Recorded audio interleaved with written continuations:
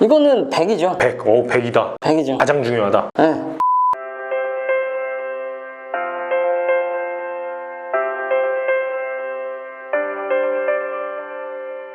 네, 안녕하세요. 반갑습니다. 제이콥입니다. 아니, 오늘은요, 인싸 담당자, 인싸 담당자가요, 인사 담당자를 제가 초대를 해봤습니다. 반갑습니다. 안녕하세요. 안녕하세요. 네, 우리 다스베이더님을, 맞나? 다스베이더? 맞지? 다스베이더님을 초대해봤습니다. 네. 다스베이더입니다. 좀 지친 모습의 다스베이더인데, 굉장히 답답합니다. 굉장히 답답하고 합니다. 왜냐면 우리 제가 인사 담당자가 초대하는 우리 인사 담당자 초대석인데 우리 인사 담당자들은 어쩔 수 없어요. 이거를 가려주지 않으면은 뭐또 솔직한 이야기를 할 수가 없거든요. 그러다 보니까 여러분들이 좀 양해를 부탁드립니다. 근데 이 가면은 본인이 선택했어요. 내가 악역을 하겠다. 오늘 임하는 각오 자체가 오늘 완전 팩트 폭행을 한번 해보겠다고 합니다. 그래서 여러분들 일단 심장 조심하시고 심장마비를 조심해라 이렇게 좀 말씀을 드리고 싶어요. 네, 다시 한번 인사드릴게요. 반갑습니다, 다스베이더님. 네, 반갑습니다. 다스베이더입니다. 오늘 여러분들께 굉장한 팩트 폭행을 하기 위해서 이렇게 가면 쓰고 왔고요. 제가 가면 뒤에 숨어야 더 많은 이야기를 할 수 있을 것 같아서 이렇게 가면을 좀 썼습니다. 네. 이분이 조금 유명한 사람이에요. 유명하다 보니까 검색만 해도 막 나오더라고요. 그래가지고 제가 친한 형이기도 하거든요. 그래서 오늘 이 시간 여러분들에게 많은 다양한 이야기 해줄 거라고 생각됩니다. 우리 간단하게 우리 인사 담당자 구독자들을 위해서 간단한 자기소개, 어떻게 좀 경력을 쌓아왔고 지금 어떤 일 하고 있는지 말씀해 주시면 감사하겠습니다. 네, 저는 좀 독특하고요. 여러분들 입장에서 관심이 가실 수도 있는데 실제로는 제조 대기업, 그 다음에 이제 IT 대기업, 지금 현재는 외국계 기업에서 채용 팀장을 하고 있고요. 더 앞에서는 저는 이제 제 커리어의 시작은 개발자로 시작을 했었거든요. 그래서 다스베이더. 네, 그래서 다스베이더. 제가 이제 컴퓨터공학을 전공을 하고 개발자로 시작을 했다가 이제 HR로 옮겼었고요. 지금은 이제 회사를 다닌 지 한 이제 두 자릿수가 넘었네요. 이제 한 11년, 12년 차가 돼가고 있어서 그렇습니다. 네. 저랑은 어떻게 하다 보니까 이제 채용 담당자를 이제 만남에 돼 있어서 여러분들 이게 알게 되는 그런 사이인데 벌써 이제 10여 년이 됐군요. 네. 오래됐네요. 이제 꼰대가 되고 있어요. 늙었습니다. 늙었어요. 꼰대가 되어가고 있는 우리 다스베이더님. 근데 개발자에서부터 시작을 했어요. 그때 어떻게 이게 인사로 넘어올 생각을 하셨어요? 저는 사실 이제 HR에 관심이 많아서 이제 중간에 좀 이동을 하기 위해서 나름 노력은 했었는데요. 이 이야기는 굉장히 이야기가 깁니다. 길고 눈물 없이 들을 수가 없어서 나중에 기회가 되면 혹시라도 기회가 된다면 나중에 들려드리겠습니다. 일단 본인 말대로 분량을 줄여버렸어요. 일단 넘어가도록 할게요. 그러면 오늘 이분 섭외하는데 시간이 짧았기 때문에 일단은 짧은 시간에 정보를 더 전달해 드리도록 하겠습니다. 먼저 제가 준비한 거는요, 여러분들 인사 담당자들 만나면 궁금하잖아요. 그래서 각 전형별로 어떤 관점에서 이것을 준비하면 될지 좋을지, 이제 공채 시작이 다다음 주 이제 3월 달이면 시작되는데 그 전에 어떤 관점으로 준비하면 될지 이런 걸 한번 알아보도록 할게요. 먼저 공채를 딱 시작하게 되면은 자소서부터 직면하게 되잖아요. 그렇죠. 자소서 인사 담당자 입장에서 평가해 보셨잖아요. 많이 해봤죠. 네, 많이 해보셨는데 어떤 관점의 자소를 많이 좋은 점수를 주고 합부를 결정하게 됐나요? 사실 자기소개서가 어떻게 보면 가장 어려우시고 또 가장 어떤 의미로는 시간을 굉장히 많이 쓰시는데 되게 쉽게 생각을 하면 됩니다. 나중에 뒤에 면접도 마찬가지인데 자기소개서도 회사와의 대화거든요. 질문에 답을 하면 됩니다. 질문에 답을. 진짜 중요합니다. 질문에 답. 이게 여러분들이 생각보다 이 부분을 당연한 거 아니야 라고 생각을 하겠지만 의외로 자기소개서를 읽어보면 정말 과반수 이상의 친구들이 회사에서 물어본 말에 답을 못해요. 물어본 말에 답을 해야 되는데 지원 동기를 알려주세요 그러는데 니네 회사가 잘 나갑니다. 니네 회사가 세계 최고예요. 이런 이야기를 합니다. 사실 지원 동기는 내가 왜 이 회사에 가고 싶은지 또 내가 왜 이 직무에 관심이 있는지를 보고 싶은 건데 우리 회사 이야기는 오히려 보시는 분들이 다 잘 알거든요. 그런 식으로 자기소개서의 질문들은 정말 하나의 주제들을 물어보는 거거든요. 지원 동기, 너의 강점, 약점, 강점, 약점 이런 것들을 물어보는 거기 때문에 거기에 대해서 내 이야기를 할 수 있는 하나의 간결한 문장들을 준비를 하고 그 질문에 답을 하는 거를 가장 중점을 두시는 게 제일 중요합니다. 사실 진짜 제일 중요한데 생각보다 못하는 것 같아요. 맞습니다. 이게 다들 자기소개서 보면 아니라고 생각을 해요. 아, 나 좀 굉장히 잘 쓴 것 같은데. 근데 저는 정말 1년에 많게는 몇 천 건에서 뭐 몇만 개까지도 읽어보지만 실제로 그런 자기소개서가 별로 없어요. 그렇기 때문에 질문에 대한 답만 해도 이미 그 자기소개서는 통과될 확률이 굉장히 높아지거든요. 그런 의미로 자기소개서는 질문에 답을 하기 위해서 질문의 의도를 파악하는 그것부터 시작을 하는 게 사실 제일 중요합니다. 근데 그 질문의 의도가 생각보다 숨어있지는 않는 것 같은데, 그렇죠? 그냥 있는 그대로. 굉장히 대놓고 말하고 있죠. 굉장히 대놓고 말을 해요. 근데 이게 왜 어렵냐? 뭐 1000자, 1500자 이렇게 가다 보면 이야기가 길어지면서 이야기의 방향성을 잃습니다.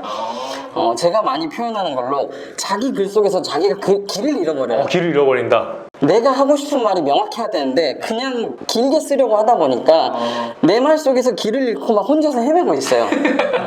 이렇게 방황하는 친구들이 너무 많으니까 그 글을 읽는 사람도 헤매거든요. 그냥 내가 하고 싶은 말 주제를 정해놓고 그 주제에 대한 이야기를 하기 위해서 노력하는 연습, 그런 분량을 늘려가는 연습을 하는 게 사실 제일 중요하고요. 그래서 뭐 지원 동기라고 했을 때 나는 왜 지원하는지 한 단어, 한 문장, 강점은 무엇인지 한 단어, 한 문장. 이제 그런 부분에서 이제 거기에 사례를 붙여나가고 살을 붙여나가는 게 중요한 거죠. 좋네요. 그 이전에 있었던 기업들은 자소서 평가 어떻게 했어요? 뭐 현직자한테 이렇게 뿌렸어요? 아니면은 뭐 대충 필터 걸어서 했어요? 일단은 그 전에 있던 회사들은 네네.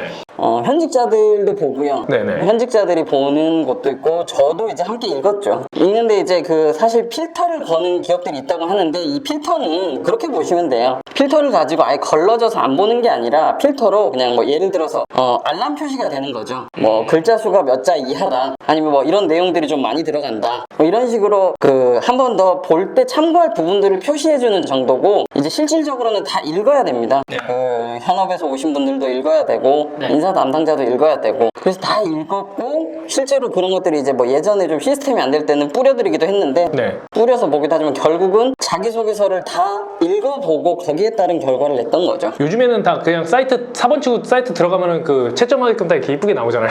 그쵸, 시스템이 잘 돼 있죠. 예전에는 저도 그랬더니 다 출력해가지고 막 이렇게 주기도 하고 그 보안 유지한다고 딱 갖고 나가지도 못하게 하고. 예전에 제본해서 제본까지 해주. 제본도 해서 이렇게 책 만들어서 드리고 막 이렇게 됐어요. 나 그 단계까지는 너무 아니었고, 예, 그걸 엑셀로 해서 이렇게 드리긴 했거든요. 네, 엑셀은 그 다음 단계가 또 제본도 해봤어요. 요즘에는 근데 다 이제 다시 4번 그 채점관으로 되신 분들은 다 그냥 자기 4번 치면 평가했을 때 있고 탈락 이유 이렇게 뭐 쓰게끔 이렇게. 맞습니다.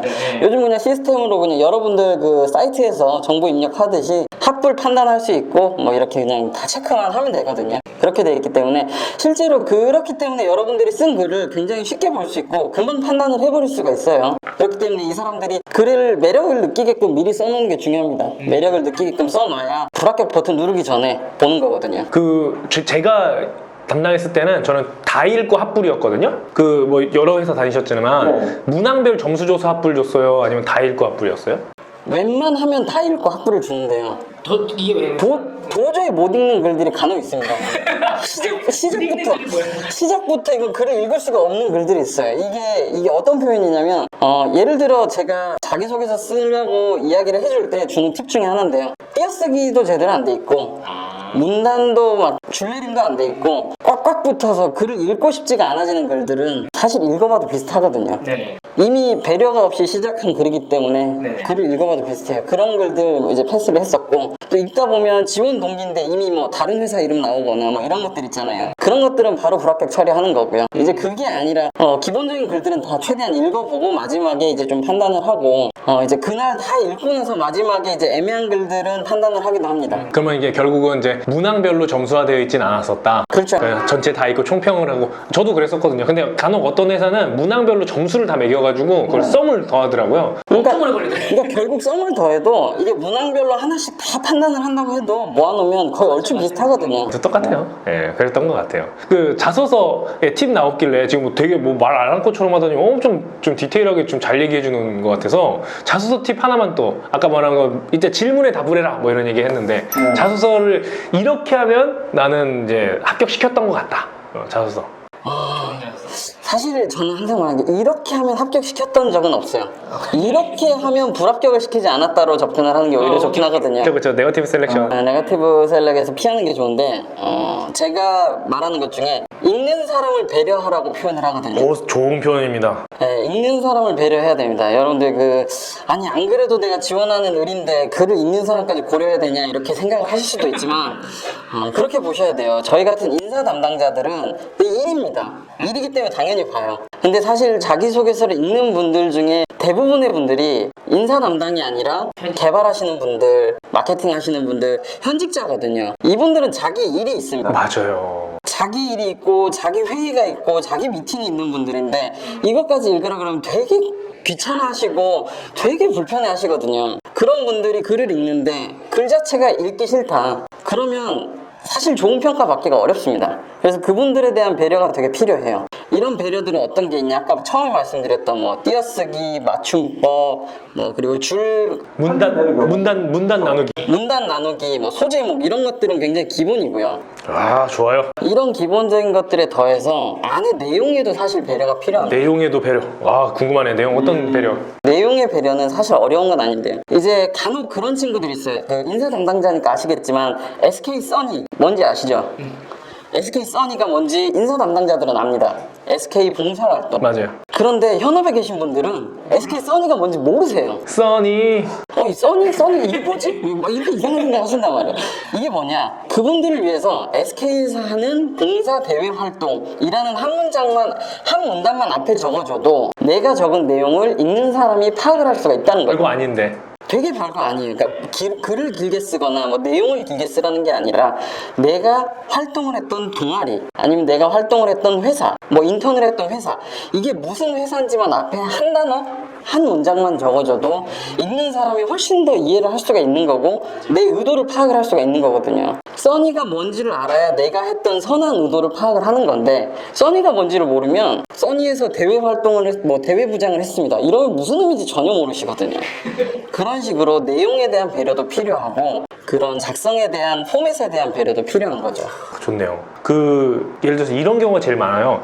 이공계 친구들이 이제 교차 지원은 아닌데 뭐 이렇게 문과에 지원하는 영업 지원하는 경우 있잖아요. 근데 이제 문과 쪽으로 영업을 지원하면 이제 그쪽 부서의 사람들이 많이 읽게 되잖아요. 근데 본인이 막 프로젝트 한 내용인데 엄청 그 관련 용어만 잔뜩 써놓은 거야. 맞아요.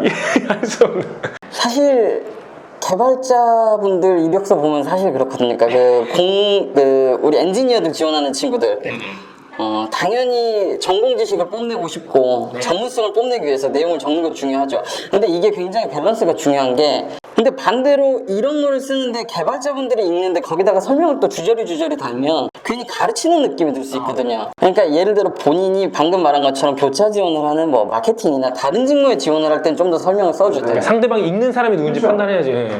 내가 지원하는 직무 누가 봐도 전문가 나보다 전문가가 내 글을 본다 라고 했을 때는 어설프게 지식을 뽐내는 게 아니라 차라리 쉽게 쓰세요.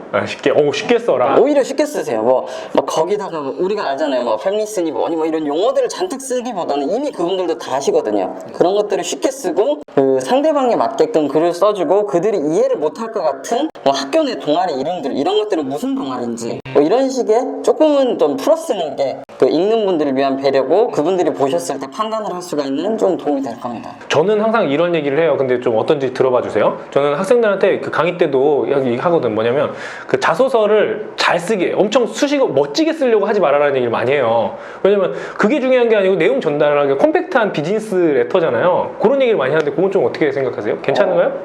사실 이거는 맨 처음에 말했던 거랑 비슷한 것 같아요. 결국은 물어보는 말에만 답하면 돼요. 사실 여러분들이 글을 아무리 잘 써봐야 글 잘 쓰는 사람을 뽑을 거면 작가를 뽑는 거고요. 맞습니다. 소설가를 뽑을 거예요. 여러분들은 글을 잘 쓸 수가 없어요. 잘 쓸 수가 없다. 잘 쓸 수가 없어요. 이거는 전적으로 여러분들이 아무리 쓴다고 한들 내가 가진 경험을 표현하는 거거든요. 그러니까 내가 가진 나에 대해서 잘 표현하는 게 중요하고 하고 싶은 말을 하는 게 중요한 거지 글을 잘 쓰고 멋있고 화려하게 쓰는 게 중요한 게 아니거든요. 그쵸. 그러니까 전달을 위한 그 정확한 컨텐츠를 잡고 이걸 전달하는 데 집중을 해야지 이걸 표현하는 미사여구가 의미가 없다는 거죠. 그 학생들이 오해라는 게 그거 같아요. 그 막 좀 읽는 사람을 배려해서 흥미롭게 써라라는 게 그 빨리 채점할 수 있게 뭐 콤팩트하게 쓰고 뭐 우리가 말하는 그런 담백한 그런 얘기가 아니라 진짜 흥미로운 소설을 쓰는 거예요. 재밌게 쓰려고 노력하는 실수하지 않나? 그러니까 뭐 예를 들어 그런 거 있잖아요. 1500자, 1000자 이렇게 긴 글 쓰면 특히 더 많은데 사실 1500자, 1000자라 그래서 그거 꽉꽉 채우라고 하는 거 아닌 거거든요. 네네. 보는 분들도 그거 다 읽으면 되게 힘들어요. 그렇기 때문에 그 안에서 하고 싶은 말만 딱 컴팩트하게 전달이 되면 되는 거고, 대신에 1000자인데 뭐 한 100자 쓰고 넘어가면 안 되죠. 이제 어느 정도의 성의는 보여주되 최대한 내가 하고 싶은 이야기에 집중해서 그것만 전달하면 된다. 그렇게 보면 됩니다. 좋습니다. 사실 오늘 너무 지금 청산유충 막 엄청 얘기 잘해주시고 있는데 사실 자소서 하나만 얘기해도 오늘 하루 종일 얘기할 수 있을 것 같아요. 근데 오늘 제약된 시간이 있으니까 일단 한번 넘어갈게요. 그렇게 자소서 팁은 이 두 가지로 정리를 해보고 그 인적성 검사에 딱 이제 도달했어요. 그럼 인적성 검사는 사실 너무 시크릿한 영역이잖아요. 학생들도 합격을 했는데 왜 합격했는지 모르고 떨어졌는데 왜 떨어졌는지 잘 몰라요. 그리고 인사 담당자도 솔직히 그룹 본부에서만 컨트롤을 좀 하고 있기 때문에 어느 정도 잘 모르는 부분들이 없지 않아 있긴 있는데 이런 얘기로 다시 답변이 될 것 같아요. 그 인적성 검사에서 인성에서 떨어지는 비중이 되게 많다라는 얘기 많이 하잖아요. 이제 언어 수리 추리 뭐 이런 거보다 인성에서 떨어지는 게 경우가 많다. 예. 근데 그거는 좀 팩트가 어떻게 될까요? 사실 그거는 그렇게 보시면 될 것 같아요. 요즘 그 팩트만 말하자면 그건 정말 며느리도 모르는 정말 아무도 모르는 그런 것 같아요. 근데 왜 그러냐면 제가 예를 들어 드릴게요. 삼성 같은 경우는 요즘 이제 인성검사를 면접 전형 전에 보잖아요. 면접 전형 전에 보기 때문에 인적성에서 떨어진다 그래도 면접을 보는 거거든요. 인성이 불합격 점수가 나와도 면접을 보는 거거든요. 아, 그래요? 왜냐면 면접 전에 보고 들어가기 때문에. 무슨 말이죠, 그게? 하루에 같이 보이. 하루에 같이. 요즘에 그런 회사들 있죠, 그렇죠? 요즘 그 삼성의 전형으로 말씀드리면 삼성은 여러분들은 적성 검사만 보는 거고 맞아. 적성 검사를 보고 합격을 하면 면접을 가시거든요. 그럼 면접에 가서 면접에서 인성 면접, 임원 면접 전에 인성 테스트를 보고요. 그쵸. 직무 면접 전에 직무 문제 풀이를 하는 거죠. 그렇기 때문에 사실 이런 전형들이 있는 회사들은 인성에서 떨어지는지를 잘 알 수가 없어요. 알 수가 없어요. 네. 근데 이제 인성 검사랑 적성 검사를 같이 보는 회사의 경우에는 이제 떨어지는데 사실 이럴 때 어떤 의미로 떨어지냐? 이제 보통 그런 거예요. 조직 적합성이나 개인이 가지는 성향 자체가 조직과 융화되기 어렵고 이 회사가 가지는 문화적인 부분과 일치하지 않을 때 이럴 때가 사실은 좀 불합격 여부를 주는 거거든요. 그런 것들이 평가 굉장히 사람에 대해서 사이코패스를 거른다는 이런 시험은 아니거든요. 그렇기 때문에 정말 거기서 인성 때문에 떨어질 정도의 문제면 이런 말 좀 애매하지만 다른 회사 가기도 쉽진 않아요. 그죠. 그건 사실이에요. 근데 이제 인성이라는 게 결국은 그 조직에 대한 부분들 그리고 그 회사가 가지는 가치 문화적인 부분의 적합도를 보는 거기 때문에 그것 때문에 떨어진다를 판단을 하기 쉽지는 않다고 봐야 될 것 같아요. 그렇죠. 예. 그리고 간혹가다 이제 직무랑 너무 안 맞다 이런 경우 떨어지고 이렇게 볼 수 있을 것 같고요. 그래서 그건 수치적인 거라서 제가 이제 학생들이 이걸 구분을 못 하더라고. 인성이랑 적성이랑 구분을 잘 못 하는데요. 사실 인성은 아까 말한 것처럼 이제 보시는 성향이나 이제 조직 적합도 이런 쪽의 측면에 이제 테스트하는 거 있잖아요. 나는 놀기를 좋아한다, 수학을 좋아한다, 그렇죠. 이런 거 요거를 얘기하는 거고, 적성은 기초 사고 능력 그래가지고 수리, 언어, 그다음 추리, 시각 추리, 도표 해석 이런 것들 얘기하는 건데 많은 부분 사실 적성에서 많이 떨어지고요. 많이 떨어지고 거기에 인성 부분도 어느 정도 이제 포함되어 있다라고 종합적으로 판단한다. 이렇게. 그렇죠. 그러니까 사실 정확하다기보다는 오히려 좀 포괄적으로 표현을 하면 적성에서 점수가 안 돼서 떨어지는 거지 인성은 문제가 있는지가 체크를 하는 거고 문제가 있으면 면접에서 검사를 한다라고 보는 게 오히려 더 맞을 것 같아요. 맞아요. 되게 좋은 포인트네요. 거기서 이제 구주화 면접이 되게 잘 되어 있는데 그렇죠. 같은 경우는 인성에서 포인트를 면접에서 물어보거든요. 네. 그러니까 이렇게 나와요. 예를 들어서 조직 적합성이나 아니면 협동심 부분이 낮다. 그럴 경우는 면접에서 이 부분을 물어보세요라고 하면서 이제 질문을 제안을 해주기도 하죠. 시스템들이 협동심에 대한 질문을 물어보세요. 그거 시스템이 해줬어요? 그런 시스템이 되는 것들이 있어요. 한땀 한땀 했는데? 그런 시스템이 좋은 회사들이 있습니다. 그래서 그런 시스템들을 통해서 실제로 이분들이 체크를 하고 그 체크된 여부를 가지고 시험을 본 점수에서는 이게 문제가 있는데 면접에서는 문제가 없다라고 판단이 되면 합격을 할 수도 있는 거거든요. 네. 예, 그렇게 많이들 되죠. 예, 좋아요. 자, 그럼 이제 1차 면접으로 갔어요. 인적성 검사가 다 합격을 잘했어. 그래서 1차 면접으로 갔습니다. 자, 여기 1차 면접부터는 좀 이렇게 나눠서 봐야 될 것 같아요. 왜냐면 제가 그 다스베이더님을 모셨을 때 기대하는 바가 있었어요. 우리 구독자들 중에 이공계가 되게 많은데 이공계 채용에 대해서 제가 많이 잘 안 다루다 보니까 이제 이공계에 대한 니즈가 좀 많이 있었어요. 그래서 이공계 채용 많이 해보셨잖아요. 많이가 아니라 거의 이공계죠. 많이 했죠. 그쵸. 제조업도 그렇고 이제 IT도 이공계가 더 많으니까 우리나라 대기업들이 대부분 그래요. 그렇게 채용해왔는데 그러면 이공계라는 좀 특수성을 갖고 문과도 좀 얘기해 주시고 이공계 특수성을 갖고 1차 면접은 주로 어떤 관점으로 설계가 되고 그런 것들을 어떻게 답변하면 좋을지 이걸 토탈로 한번 좀 말씀해 주시겠어요? 사실 1차 면접이라는 게 이제 회사별로 좀 다른데 이제 결국은 기술 면접, 이제 그 직무 면접이라고 보시면 될 것 같거든요. 직무 면접이죠. 이 직무 면접에 대해서 뭐 정답이 뭐냐라고 하게 되면 사실 준비하기도 그렇고 정답은 없죠. 근데 이제 결국 본인이 전공을 했던 부분들에 대한 전공 공부를 잘 하고 갈 필요가 있어요. 저는 그게 깜짝 놀랐어요. 저 이공계 면접을 제가 그 많이 본 적이 없잖아요. 근데 그 코칭을 해주고 그 친구 같이 보다 한 거를 이제 리뷰를 봤는데 처음 들어가자마자 자신이 알고 있는 무슨 법칙을 얘기하셔 불러불러 얘기하다가 면접이 끝나더라고요. 네. 그런 경우도 있고 그 이제 어떤 회사들은 아예 문제를 주죠. 문제 주. 문제를 줘서 이 문제를 본인이 선택을 해서 풀고 그 풀이집 하나 그 풀이한 종이 들고 들어가서 이제 면접 보는 거거든요. 그러니까 결국은 그 직무에 대한 실질적인 전공 지식을 물어보는 그렇죠.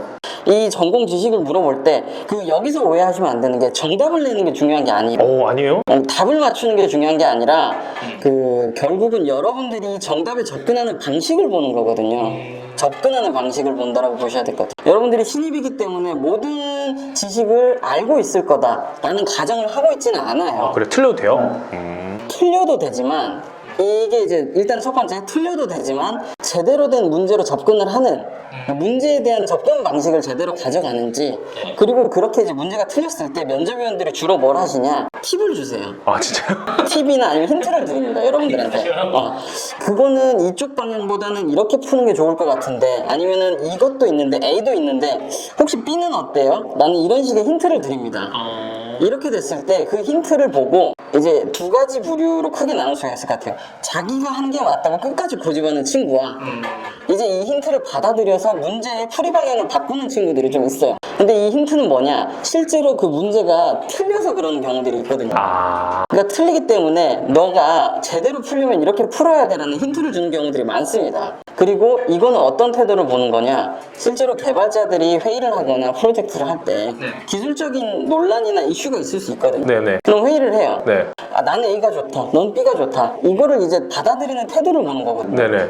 본인의 고집이 센지 아니면 상대방과 이제 이런 기술에 대해서 오픈이 돼 있는지 이런 것들을 보는 거기 때문에 일단 본인이 아는 문제고 정확하다라고 했을 때는 거기에 대해서 고집을 할 필요는 있지만 확실하지 않을 때는 그들이 주는 힌트에 귀를 기울이고 거기에 맞춰서 조금 이렇게 방향을 수정해 보는 것도 되게 도움이 되는 거예요. 그게 설계되어 있는 거네요. 그렇죠. 그러니까 이거는 그분들이 뭐 설계를 해서가 아니라 그분들은 이미 전문가들이기 때문에 이 면접 문제를 보는 순간 어떻게 해야 될지 아니면 본인들이 가지고 있는 방법들이 있거든요. 네네. 그 방법을 이미 가지고 있는데 이 친구가 다르게 풀면 사실 개발자들은 좀 답답해합니다. 저렇게 풀면 안 되는데. 그리고 또 이렇게 또 사람들이 착하네요. 착하니까 이게 힌트를 주거든요. 그거 말고 이렇게 한번 해볼래요. 이러면은 이제 거기에 맞춰서 하면 되는 거예요. 그렇구나. 신기하다. 그러면은 이제 이공계 같은 경우는 이제 인성 면접이 매우 적잖아요. 그러면 예를 들어서 인성 면접이라고 하면 이제 자기 자소서 기반에서 이제 묻는 질문인데 자소서 기반으로 묻는 질문의 비중이랑 그 다음에 이제 비중이야 당연히 이제 기술 질문, 직무에 대한 질문이죠. 두 개가 점수 폭으로 따면 어떤 게 더 크다고 볼 수 있어요? 직무 면접에서요? 예, 1차 면접에서 1차 면접은 사실 매우 솔직히 말하면 인성 질문 안 할 확률도 있어요. 그쵸. 나도 깜짝 놀랐어. 갑자기 기술 질문만 하고 끝나기도 왜냐면 기술 질문만 해도 시간이 너무 부족하기 때문에 그 30분 이걸로 질문을 다 답을 할 수가 없어요. 그렇기 때문에 기술 이야기만 하다가 끝나는 경우도 있고 어떤 회사는 들어가서 그 칠판에다가 코딩만 쓰다가 끝나는 회사들도 있어요. 그렇기 때문에 인성 질문을 아예 안 하는 경우도 있습니다. 그 제조사 때도 그랬어요? 제조사 때도 실제로 기술 질문에 집중을 하는 거고 인성은 인성 면접에다 맡기는 거죠 아예. 2차? 네, 2차는. 그렇죠. 그것도 한 방법이고 많이들 하시더라고요. 그래서 학생들 보면은 가끔 뭐 인성이라고 해서 깔딱 하나 물어보고 뭐 집에서 멀지 않아요? 뭐 이런 거 맞아요. 그런 거 보면 끝나는 이런 경우도 많이 있었던 것 같아요. 그러니까 그렇게 보시면 될 것 같습니다. 방금 말씀드렸잖아요. 힌트를 주는데 너무 말을 안 들으면 얘가 진짜 같이 일을 할 만한 앤지 보기 위해서 그때 인성 질문을 몇 개 던져보는 경우들이 있을 수 있죠. 근데 기술적으로 이미 대답이 잘 되고 있고 기술적인 대화가 마음에 들면 그 이야기만 하다 끝나는 경우들이 많아요. 자, 그러면 1차 면접의 그 팁을 하나를 딱 주시자면 좀 어떤 게 있을까요? 팁을 드리자면 뭘 어떻게 준비하는 게 좋겠다. 그냥. 사실 1차 면접도 거의 비슷한데 범위가 너무 넓잖아요. 네네. 그렇기 때문에 전공책 한번 보고 가라. 너무 쉽게 얘기한 거 아닙니까? 그 전공책을 보는데 거기서 나오는 공식들은 어느 정도 인지는 하고 가야 되고 말은 할 수 있어야 되거든요. 네네. 그런 것들이 안 돼서 오는 친구들이 꽤 많아요.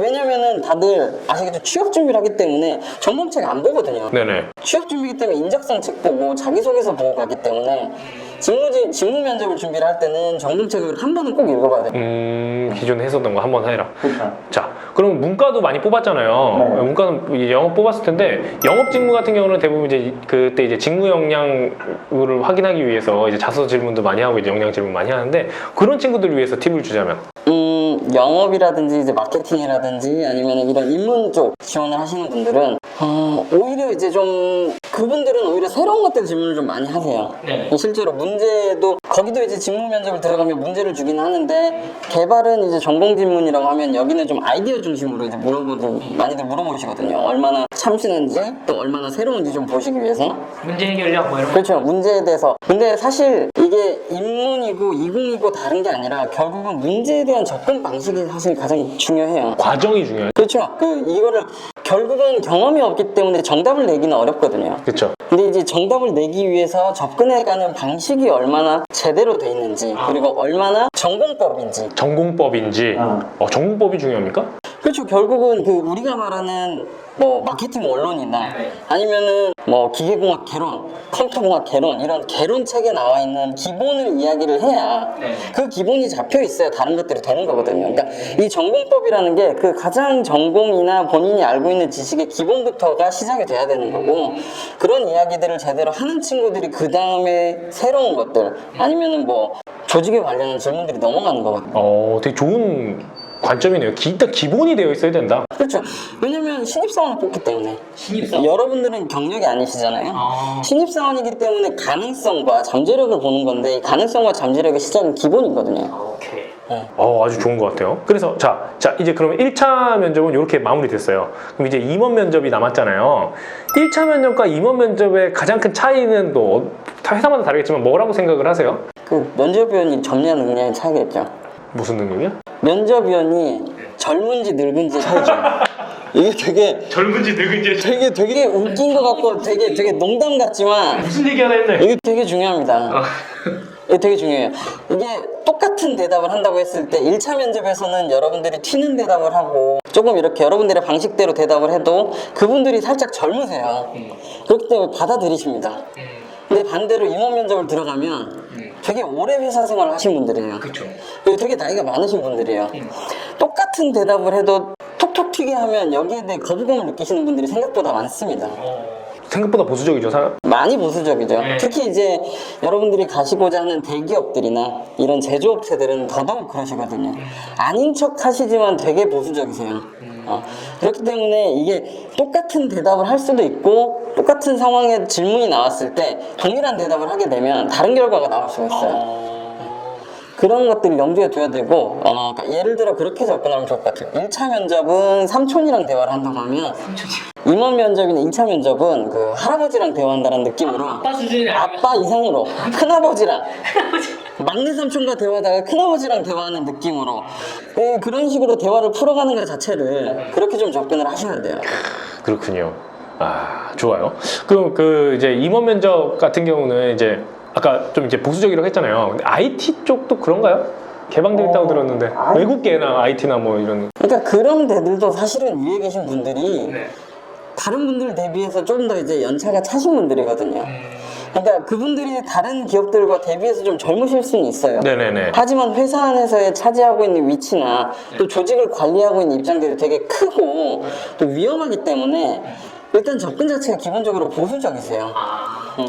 그 1차 면접은 최대한 쉽게 말해서 1차 면접은 합격을 시키기 위해서 면접을 본다고 하면 2차 면접은 떨어뜨리기 위해서 1차는 합격을 시키기 위해서 면접을 본다. 그러니까 파스티브 셀렉션이네요. 긍정적. 1차 면접은 다들 이제 개발자고 사실 이분들이 다들 바쁘세요. 실제로 뛰는 분들이기 때문에 네네. 조금이라도 괜찮으면 내 옆에 두고 이식해야지 생각을 하시는 거거든요. 그렇죠. 일단은 뽑고. 일단은 뽑기 위해서 오신 분들이고 옆에 한 명이라도 있어야 도움이 되는 분들이기 때문에 이분들은 이기적인 관점이요. 이기적이거든요. 그러니까 속된 말로 하자 없으면 뽑는다. 하자 없으면 뽑는다. 근데 이제 하자 없다고 표현하기 좀 그렇긴 한데 좀 괜찮으면 뽑겠다라는 조건. 좋아요. 느낌 좋아요. 네. 근데 이제 2차에 계신 분들은 되게 조직 관리도 그렇고 이 요즘 젊은 친구들 또 이런 문화적인 부분들을 굉장히 중요하게 여기시거든요. 그래서 있는 사람들의 문화를 해치지도 않아야 되기 때문에 최대한 좋은 사람, 정말 괜찮은 사람을 뽑고 아닌 애들은 떨군다라는 입장이시거든요. 그렇기 때문에 나라는 사람을 판단하는 기준 자체가 이쪽에 대해서는 조금 괜찮은 포인트를 찾는다, 이쪽에서는 문제되는 포인트를 찾는다, 이렇게 봐야 될 것 같아요. 그래요. 제가 요즘에 하나 여쭤보고 싶은 것들이 있었어요. 이제 임원 면접까지 다 끝났어요. 예전에는 로열티가 되게 중요했거든요, 신입사원들이. 그쵸? 예전에 한참 뒤에. 근데 요즘에는 좀 어때요? 제가 나올 때쯤에는 로열티가 별로 그다지 크지 이렇게 그러지 않았었거든요. 저 때 대비해서 많이 사라졌죠. 그러니까 이제 로열티를 강요하거나 그런 질문들은 많이 없어진 건 사실이에요. 트렌드를 좀 보려고. 특히 이제 대기업이나 이런 IT나 이런 데들은 특히 이제 점점 더 법에 의해서 안 되는 부분들도 있다 보니까 법에 의해서 안 되는 부분이 뭐예요? 그런 이제 우리가 말하는 채용 절차법이라든지 이런 것들 때문에 질문을 이제 조심하시는 게 되게 많으세요. 질문을 못하는 것들이죠. 교육을 하기 때문에 조심하시는 것들이 많고 그런 것들은 최대한 안 물어보세요. 그리고 또 그래도 이제 사람이 많이 가다 보니까 요즘 애들은 이런 것들이 요즘 애들 이러면서 그냥 넘어가시는 것들도 많거든요. 그래서 좀 그런 트렌드들은 있는데 그럼에도 이제 아까 말씀드렸던 2차 면접이나 이런 보수적인 전형에서는 조금 보시기는 하지만 그래도 예전 대비해서는 뭐 그런 로얄티나 충성도에 기반한 합불 여부를 결정하시는 분들은 많이 없어졌죠. IT 쪽은 또 워낙 또 근속연수가 짧잖아요? 그렇죠. 엄청 짧더라고요. 그냥 IT는 사실 로얄티보다는 실력되는 사람 잠깐이라도 와서 제대로 일을 할 수 있다면 차라리 그런 거에 집중을 하는 편이라고 봐야 될 것 같아요. 예전에 우리 같이 이제 하는 그 IT 업계 분이 그 얘기 하더라고요. 근데 근속연수 얘기하니까 근속연수가 길면 안 좋은 거 아니야? 뭐 이런 얘기가. 오히려 그분들은 근속이 길면 능력이 없어서 못 나간다고 생각하는 분들도 있어요. 그러니까요. 요즘 많이 바뀌고 있는 것 같아요. 네. 이제 본인이 능력되면 나가는 거고 그거는 못 잡기 때문에 로얄티를 기반하기보다는 잠깐이라도 왔을 때 도움이 되는 친구 그런 식으로 오히려 그 잠깐이지만 톡톡 튀는 친구들을 찾는데 좀 더 집중을 한다고 봐야 될 것 같아요. 좋은 것 같아요. 우리 이 짧은 시간 사실 한 반나절 얘기 들었으면 좋겠어요. 네. 하지만 일단은 그러면 안 되겠죠. 배가 고프니까. 네. 자, 이번에는 이제 전체 한늘을 딱 훑어봤으니까, 우리, 제가 저희 오픈 카톡방에 있는 친구들 대상으로 질문을 몇 개 좀 받아봤습니다. 몇 개는 아니고 엄청 많았어요. 엄청 많은데, 이 중에 몇 개를 좀 골라서 좀 답변을 해주면 좋을 것 같아요. 이런 거 아주 간단한 질문이기 때문에 먼저 제가 질문 드릴게요. 대기업 생산 기술 직무에 색약이면 안 되나요? 가끔 지원 자격에 명시된 곳이 있지만 아닌 곳도 있어서요. 색약. 이런 거는 명시됐으면은 생각이 문제가 되는 거고 명시가 안 됐으면 문제가 안 되는 거예요. 왜냐면 이게 우리가 말하는 생산 기술이나 이제 생산 관리가 오히려 더 맞다고 봐야 될 것 같아요. 생산 기술이 이게 여러분들이 헷갈리시는 것 같은데 생산 기술, 생산 관리 이런 것들이 좀 업무가 다릅니다. 그렇죠.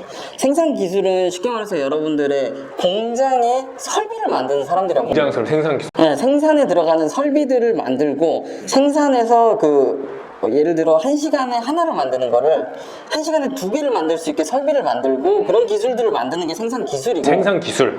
생산 관리는 10개를 만드는데 분량이 2개가 나면 생산 관리를 통해서 10개를 만들었을 때 분량을 하나 혹은 안 나게 관리를 하고 그런 라인 자체에 문제가 없도록 하는 게 이제 생산 관리인 거죠. 그렇군요. 그러니까 이 기술하고 관리가 달라요. 근데 이제 기술에서 색약을 보냐 이런 것보다는 오히려 제가 볼 땐 관리에서 이거 잘못 썼을 수도 있을 것 같아요. 네, 잘못 썼을 것 같아요. 근데 관리에서 색약을 본다라는 거는 생산 라인 자체에 이 컬러 관련한 부품이 있거나 이제 부품들의 색깔이 있는데 그거를 색깔을 잘못 넣게 되면 부품이 품질 불량이잖아요. 되게 클리어한 답변. 네, 그런 부분들 때문에 색약이 문제가 되는 건데 그게 아니라 되게 이제 큼직큼직한 뭐 자동차 회사다 이런 경우 부품들이 이만하잖아요.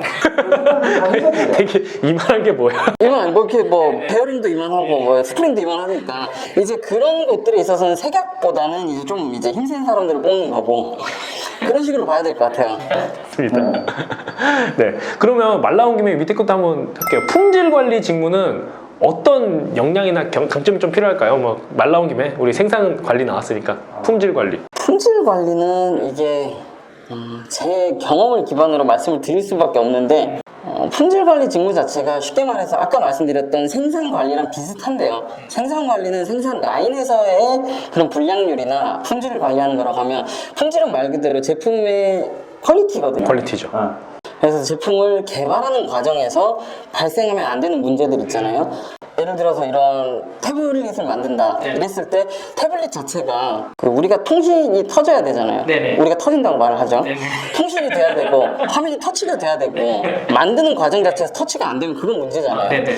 그런 것들을 이제 품질 관리를 하는 거고 만들어 놓은 이제 목업에 대해서 보는 게 품질 관리고 이게 이제 생산으로 보낼 만큼 충분한 퀄리티가 되는지 이런 걸 보는 게 이제 품질 관리거든요. 품질 업무들이 이제 보통 그런 것들이 많으니까 이 제품을 생산 라인으로 보내도 충분하게끔 만들었는지 보는 게 품질 관리다라고 보시면 될 것 같아요. 근데 이제 사실 그렇다 보니까 품질 관리에 대해서 특별히 연관 있는 경험은 찾기는 쉽지는 않아요. 근데 이제 모든 일들을 할 때 조금 이제 디테일하고 꼼꼼하게 남들이 10개를 걱정할 때 12개를 걱정하고 남들이 10개를 걱정 많은 사람 아니에요? 그 사람 그냥 걱정이 너무 많지만 남들이 15개를 검사할 때 30개를 검사하고 이런 식의 좀 더 이제 디테일하고 꼼꼼함을 가진 친구들 그런 것들을 어필을 해주면은 오히려 품질 관리 직무에서는 좀 더 도움이 되지 않을까 싶습니다. 좋네요. 뭐 여기 질문 안 나왔는데 갑자기 생각나가지고 이게 문과보다 이공계가 학벌을 많이 본다는 이야기가 있어요. 많이 보나요? 학벌을 많이 오히려 문과보다 이공계가 학벌이 더 별로 안 보죠. 그래요? 네, 그러니까 이거는 사실 뭐 안 본다라기보다는 정답은 없는 것 같아요. 정답은 없다. 네, 정답은 없다. 회사마다 마음대로겠죠. 회사마다 어떤 회사들은 뭐 이거 필터링 있다 그러고 어디는 가점 있다 그러고 어디는 없다 그러는데 제 경험과 제가 근무했던 회사 기준으로는 이공계는 학교를 보지 않았습니다. 그럼 뭐 어떻게 봤어요 그러면? 그냥 말 그대로 그 테스트 면접 테스트 이제 소프트웨어 개발자들이면 코딩 테스트를 보는 거고 그 이제 서류 검토하고 나서 그 다음에 면접 보면서 거기서 물어보는 질문들 이런 실질적인 역량들을 봤던 거죠. IT는 그게 맞는 거 확실히 이해가 되는데 그럼 그냥 일반 이제 품질이나 이런 생산 관리 친구들은 사실 여기서도 학벌이 중요한 게 아니거든요. 그렇죠. 오히려 학벌보다 그 꼼꼼하고 디테일한 친구들 그리고 성실하게 일할 친구들을 선호해요. 그렇기 때문에 오히려 학벌을 잘 안 봅니다. 오히려 이런 이야기 좀 그렇지만 학벌 보면 좋은 애들은 나간다 그래서 안 좋아하시는 분들도 있어요. 학벌 좀 나간다고 그것 때문에 좀 안 좋아하시는 분들도 있습니다. 오케이 그렇죠. 그럼 R&D는 학벌 보지 않아요? R&D는 학벌을 본다기보다는 그렇게 봐야 될 것 같아요. 그러니까 우리가 연구 개발을 하는 직무에서는 학벌보다 실질적으로 그 학교에서 하는 연구 주제들, 그러니까 그 학교에서도 할 수 있는 주제들이 다르거든요. 학교가 우리 회사랑 실질적으로 산업과제를 하고 있다. 그러면 학교가 좀 떨어져도 이미 우리랑 관련된 일을 하기 때문에 선호하는 경우들도 있고요. 그런 과정에서 학벌이 좋은 학교들이라고 했을 때 좀 더 선행의 연구를 많이 하고 다양한 연구들을 많이 할 거기 때문에 좀 더 뽑히는 경향들이 있는 거지 거기를 타겟해서 뽑거나 이런 건 아니거든요. 뭐 석사나 학사의 차이는 이제 그런 부분들은 일반적인 그냥 개발 R&D 라는 부분에서는 석사학사 크게 차이는 안 두고요. 이제 다만 연구소나 이제 그런 연구소 조직이 따로 있는 회사들이나 이제 연구하는 부서 아니면 그런 사업 영역이 따로 있는 회사들은 그쪽에서는 이제 아예 대놓고 박사 아니면 뭐 석사 이상 이렇게 요구를 합니다. 연구를 해야 되는 경우는 이제 석사. 그렇죠. 아예 그냥 정말 연구를 해야 되는 조직들은. 그럼 개발하는 데는 뭘 말하는 거예요? 이제 이게 그렇게 보시면 돼요. 제조업에서 표현을 하는데 선행 R&D가 있고요. 선행 R&D, 양산 R&D가 양산 R&D. 선행 R&D는 이제 우리가 제품에 들어가는 조금 이제 앞선 기술이라고 하죠. 그러니까 1, 2년 뒤에 쓸 기술들을 연구를 하고 이제 나중에 우리 제품에 필요할 것 같은 기술들을 연구하는 것이 선행 R&D고, 양산 R&D는 말 그대로 올해 만들기로 계획된 제품들이 있잖아요. 이제 올해 우리가 이 태블릿을 만들어야 되면 이거 자체를 만들기 위해서 이것도 연구 개발도 해야 되는 거거든요. 이 양산품을 만들기 위한 R&D를 하는 이제 양산 R&D가 있는 거죠. 그래서 그 두 개 그런 개발 쪽은 이제 학부도 괜찮다. 그렇죠. 그런 쪽들은 학부들을 오히려 더 선호하는 경우들이 많죠. 왜요? 이미 그쪽은 실질적으로 이렇게 몸으로 뛰는 게 많거든요. 이렇게 몸으로 뛰는 게 많기 때문에, 그러니까 그런 그 높은 수준의 연구를 필요한 안 하니까. 그 실제로 이게 그 양산 개발을 하는 양산 조직들은 기존에 있는 제품에서 약간의 수정 아니면 약간의 업그레이드를 통해서 만들고, 디벨롭. 그렇죠. 그냥 그 디벨롭만 하는 수준이기 때문에 뭐 굉장한 수준의 지식이 필요한 게 아니거든요. 저도 그렇게 생각을 해요.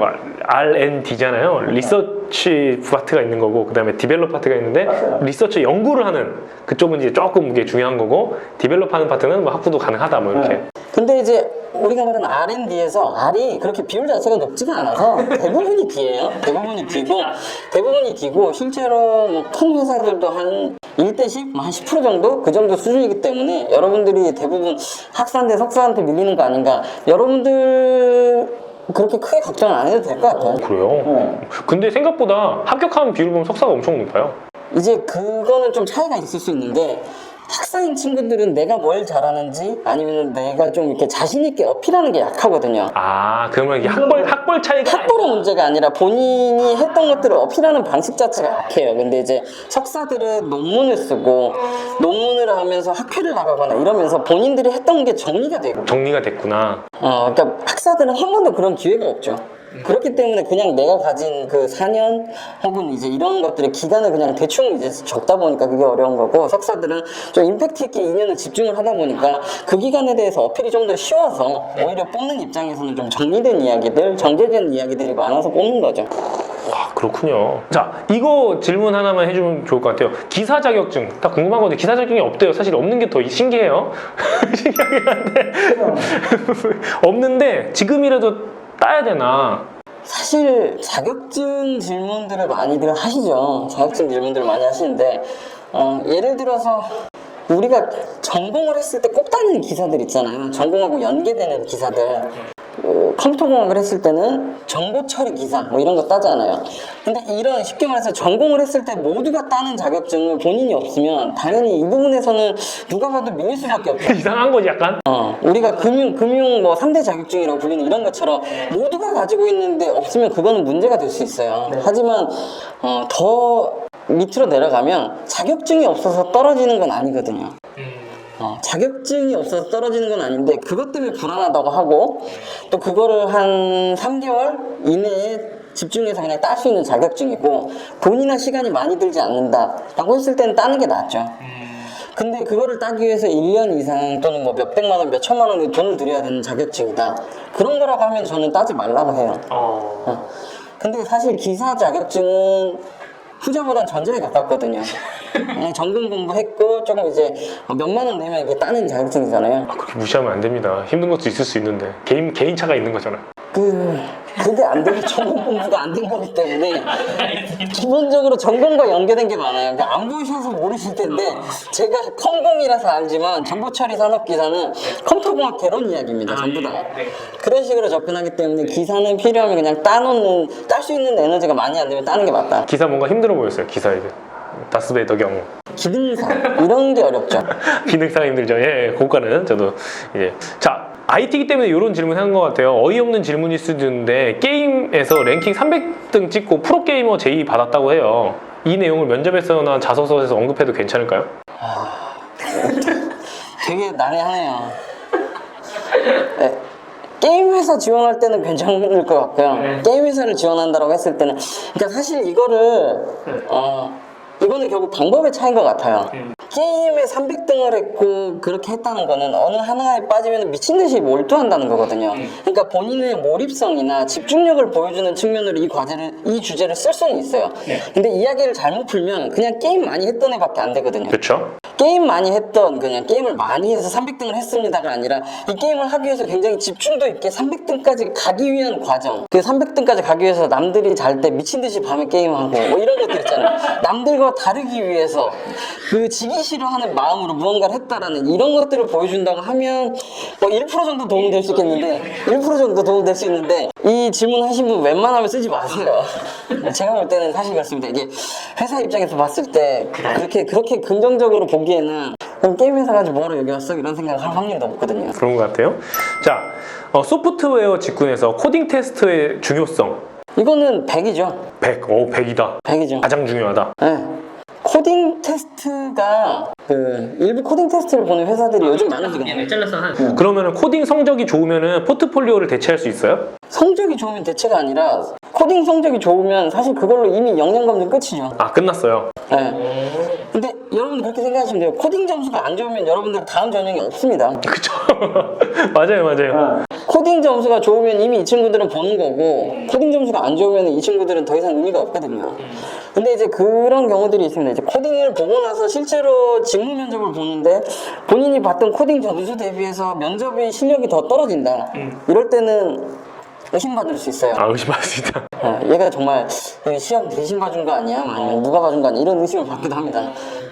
그리고 오히려 그 격차가 크거나 이제 갭이 크면 더 불합격할 확률이 높아지죠.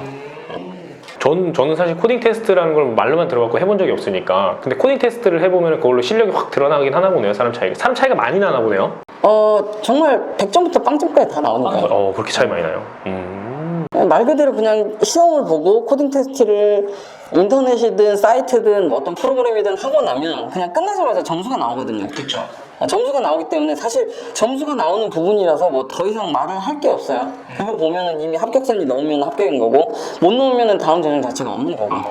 그렇군요. 그래서 저도 그럼 이제 많이 여쭤는 봤는데 사람들한테 다른 인사담한테 물어는 봤는데 그렇군요. 자, 이제 뭐 어떤 회사들 같은 경우 보면은 이제 뭐 신문 기사 같은 거 이제 그런 이슈들 물어보는 경우도 있어요. 갑자기 쓸데없이 그런 거 좀 어떤 내용들 여기 보면은 뭐 정치적인 이슈 써도 되냐 이렇게 질문이 있었어요. 굳이 이슈가 많은데 정치 이슈를 쓸 필요는 없죠. 네. 굳이 이슈가. 제가 항상 말하지만 이슈 쓰라고 할 때는 그 시기에 기술적인 트렌드 이야기를 써주는 게 제일 무난합니다. 기술 트렌드 쓰는 게 제일 무난하다. 이게 여러분들이 아까 말씀드렸지만 서류를 읽는 분들은 사람이거든요. 사람이죠. 그러면 예를 들어서 제가 우파일 수도 있고 좌파일 수도 있잖아요. 그러니까 진보 보수일 수 있는데 저는 진보의 성향을 가지고 있는데 보수의 답을 쓴 친구가 있다고 하면 사람이다 보니까 평가에 반영이 될 수밖에 없죠. 아무리 글을 잘 써도. 이거 회사 성향이랑 다르게. 그렇죠. 이 반대의 경향으로. 그러니까 나는 이 회사는 당연히 보수일 거라고 생각을 하고 보수를 썼는데 서류 평가자가 진보일 수도 있어요. 그렇네. 그렇기 때문에 진보 보수나 이런 것들은 써서 우리가 그런 것들 있잖아요. 가족 사이에도 하지 말아야 될 주제들. 네. 정치, 종교 뭐 이런 이야기들. 네. 그런 것들은 서류에서도 안 쓰는 게 제일 좋다. 좋아요. 누구랑 붙어도 싸움밖에 안 나는 주제들은 피하는 게 최고입니다. 네, 알겠습니다. 뭐 최종 탈락의 경우 공채에서 필터링 되는가요? 이거는 뭐 회사 케이스인 것 같은데 여태까지 있었던 회사는 필터 됐었나요? 이거는 필터링이라기보다는 이제 그때 떨어진 이유를 보는 거죠. 아시겠지만 인성에서 떨어진 친구들은 이제 그 사회 자체가 회사랑 아예 안 맞는 경우나 조직 적합성에 문제가 있다고 했을 때는 그 다음에 어려울 수는 있겠지만 떨어진 이유 자체가 뭐 기술적인 부분이나 아니면은 뭐 좀 역량 부분이 조금 안 맞았다 이런 때는 성장도를 볼 수도 있기 때문에 필터링이 될 수도 있고 안 될 수도 있는. 그렇군요. 네, 여기서 이제 학점 질문. 학점이 중요한가요? 아까 뭐 3점도 나왔고요. 학점이 어느 정도 중요한가? 사실 학점이 이공계 중심이라고 봤을 때는 학점이 기본이라고 봐야 될 것 같아요. 기본이다. 그럼 엄청 중요한 건데? 엄청 중요한데 중요하지 않다? 뭐예요 그게? 그게 무슨 말입니까? 쉽게 말해서 학점이 총점이 중요한 게 아니에요. 왜? 총점이 중요한 게 아니라 학점이 중요한 게 아니라 여러분들은 총점을 보거든요. 3.4, 3.5 이 총점을 보는데 여러분들이 지원한 직무에 해당하는 전공 학점이 중요한 거예요.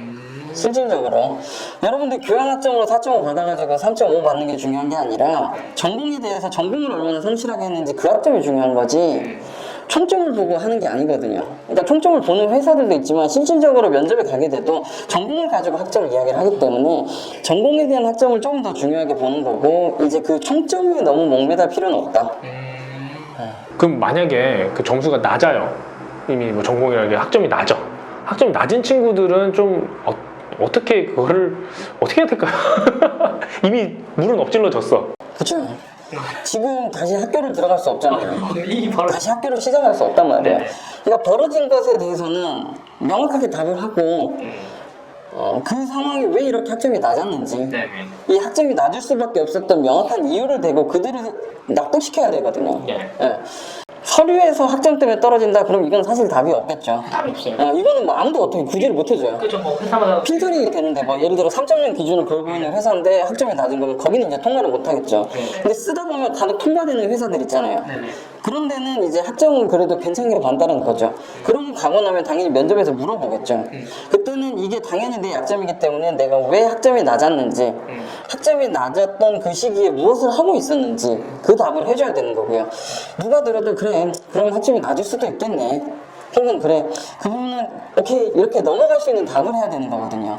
그렇기 위해서는 뭐 예를 들어서 대외 활동을 했다라든지 뭐 아니면 어떤 활동을 했다라든지 아니면은 뭐 내가 이 부분에서 보면 내 학점 중에서 수학 부분은 뭐 내가 굉장히 잘했는데 뭐 예를 들어 실질적인 실습 부분이 좀 약했다 이런 이야기들을 명확하게 구분을 해서 할 줄 알아야 돼요. 나의 장점을 오히려 어필을 하고 약점에 대해서는 인정을 하고 거기에 대한 보완책들 이야기를 해야 되는 거죠. 이 부분은 잘했는데 이 부분은 못했다. 그렇죠. 거기에 대해서 이 학점이 당연히 부족한 거는 어느 부분이 부족하거나 아니면은 뭐 놀았거나 뭔가 있을 거잖아요. 놀았다 괜찮아요. 놀았다 더 좋은데? 사실 놀았다고 솔직히 말해야 돼요. 누가 봐도 놀았을 텐데 안 놀았다고 말하려고 하니까 되게 헷갈리고 꼬이는 거거든요. 사실 여러분들이 학점이 낮은 이유가 특별히 뭐가 있겠습니까? 놀았지. 놀았지. 놀았는데 안 놀았다고 하려니까 자기도 답이 꼬이고 보는 사람도 답답하죠. 놀았다고 하면 되는데 뭐 이것저것 했다 그러는데 막상 들어보면 그냥 논 건데. 그렇기 때문에 명확하게 차라리 인정을 하고 가는 게 빠릅니다. 동아리 활동하면서 놀았냐? 대외 활동하면서 놀았냐? 그러니까 예를 들어 그럽니다. 딱 제이콥도 보면 자기소개서를 봤을 때 학점이 뭐 2.8이다. 이게 왜 이렇게 학점이 낮아? 생각을 하잖아요. 그럼 면접 들어가기 전부터 이미 생각을 합니다. 학점 이야기 해야지. 그럼 들어오면 당연히 물어보겠죠. 그래서 전 이래서 놀았습니다. 그럼 사실 더 이상 할 말이 없거든. 그럼 그렇게 끝을 내면 되는데 거기다가 자꾸 핑계를 대고 변명을 대기 때문에 자꾸 질문이 꼬리를 이어지는 거고 그 안에서 자꾸 답이 꼬이는 거거든요. 명확하게 인정하고 그 상황을 끝내버리면 돼. 끝내라. 빨리 끝내라. 빨리 끝내는 거야. 이 게임을 끝내러 왔어. 탁. 여자친구한테 잘못했을 때 인정하고 빨리 끝내야지. 그런 거랑 똑같은 거지. 그런 실수 많이 해보셨나봐요. 넘어갑시다. 자, 우리 벌써 이거 되게 길게 찍었어요. 뭐 길게 찍다 보니까 우리 또 이제 너무 긴 시간 하면은 우리 다스베이더가 배가 고파서 이제 화를 내요. 승리를 하기 때문에 우리 마지막으로 우리 너무 재밌는데 나중에 한번 또 모시는 걸로 이렇게 이야기를 마무리하도록 하겠고요. 우리 여러분들께 해주고 싶은 3가지가 있다고 합니다. 그래서 그 3가지 이야기를 좀 들어보고 우리 마무리하도록 할게요. 사실 여러분들이 취업 준비를 하다 보면 되게 어렵고 힘들죠. 근데 굉장히 생각보다 이 취업이라는 게 결국 여러분들이 평생 직장을 찾는 거잖아요. 그리고 평생 할 일을 찾는 거란 말이에요. 여러분들이 입사하고 3개월 뒤에 퇴사를 하고 입사하고 1년 뒤에 퇴사를 할 거면 그건 잘못된 취업이거든요. 그렇지 않게 그런 실수를 반복하지 않고 그런 실수를 하지 않기 위해서 취업을 시작하는 시점부터 좀 고민을 했으면 좋겠는 게 몇 가지가 있어요. 먼저 첫 번째로 나 자신을 좀 잘 알았으면 좋겠어요. 스스로를 잘 알아. 내가 뭘 좋아하는지, 내가 무엇을 하고 싶은지, 내가 이게 정말 하고 싶은 건지. 사실 요즘 취업이 어렵다 보니까 나를 속이고 취업을 하는 거거든요. 그냥 많이 뽑는 회사, 그냥 좋다고 하는 회사 이런 데 지원을 하는 거예요. 그렇기 때문에 입사하고 나서 금방 퇴사를 하는 거고요. 입사를 하고 나서도 행복하지 않은 거예요. 그렇지 않기 위해서 나 자신을 알아야 되고 이 나 자신을 알았을 때 자기소개서도 잘 쓸 수 있는 거고 면접에서도 내 이야기를 할 수 있는 거거든요. 그러니까 전형 자체를 잘 하기 위해서도 그 뒤를 위해서도 나를 잘 알아야 됩니다. 여러분들이 취업 준비를 하면서 저는 사실 많은 시간을 나 스스로를 돌아보고 나 스스로를 좀 알아가는 시간을 많이 쓰셨으면 좋겠어요. 막 자기소개서 열심히 쓰고 뭐 많이 하는 시간보다도 정말 내 자신에 대한 이야기들을 정리해보는 그 시간이 더 중요한 거죠. 그리고 두 번째로 사소한 집착을 버렸으면 좋겠습니다. 여러분들 취업하다 보면 되게 저도 이런저런 설명회로 다니지만 이 집착이 어떤 거냐, 이 되게 많이 들어보셨을 거예요. 몇 명 뽑아요? 여기는 몇 명 정도 뽑아요? 뭐 여기는 저 혹시 이거 왜 떨어졌는지 알 수 있어요? 뭐 이런 것들이 사실 많습니다. 근데 여러분 취업은 소개팅과 같은 거예요. 내가 이 친구 만났을 때 잘 될 수도 있지만 이 친구랑 소개팅 했을 때 안 될 수도 있는 거거든요.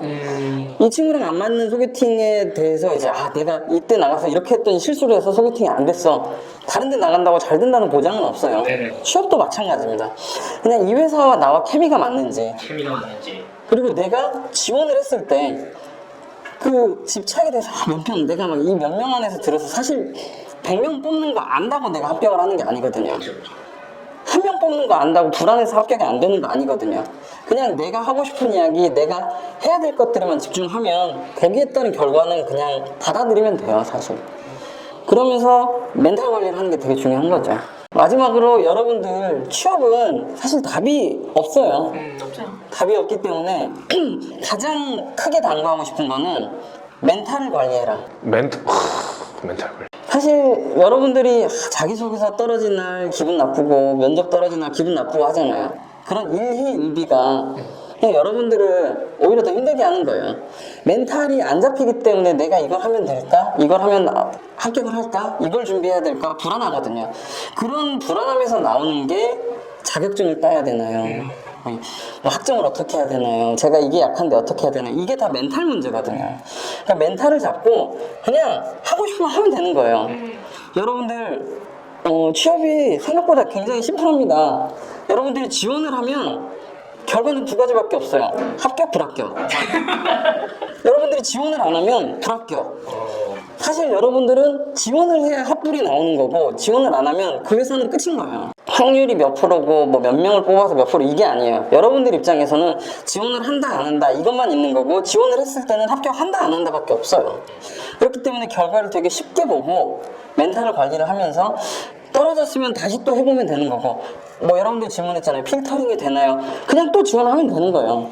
그런 고민을 할 시간에 지원을 하는 거고, 그런 고민을 할 시간에 지원하기 버튼 한 번 더 누르면 되는 거거든요. 지원하기 버튼 한 번 더 누르자. 그러고 나서 결과는 나오고 나서 또 보는 거죠. 그런 식으로 멘탈 관리를 하는 거. 결국은 취업은 나 자신을 알고 멘탈 관리를 하는 이게 전부일 겁니다. 좋네요. 나 자신을 알고 멘탈 관리하면 다 된다. 좋은 말씀이네요. 좋은 것 같습니다. 네, 이렇게 오늘 여러분들께 제가 아는 인사 담당자 모셔서 이렇게 여러 가지 이야기를 들어봤는데요. 평소 때 이제 이야기를 많이 못 나누었던 이공계 관련돼서 많은 질문을 더 해드렸어요. 물론 문과분들에게도 또 도움이 됐겠지만 사실 이 문과나 있거나 큰 원리는 똑같거든요. 그렇죠? 네, 그래서 여러분들의 속 시원한 부분 잘 이렇게 긁어줄 수 있었던 것 같아서 너무나 좋은 것 같습니다. 여러분 마지막으로 우리 인사하고 마무리하도록 해요. 안녕으로 인사할까요? 뭐 I'm your father로 해야 되나? 안녕을 하죠. 알았습니다. 그럼 이상 물러가겠습니다. 하나, 둘, 셋. 안녕. 취업준비 솔루션 무료 나눔 이벤트를 진행하고자 합니다. 와.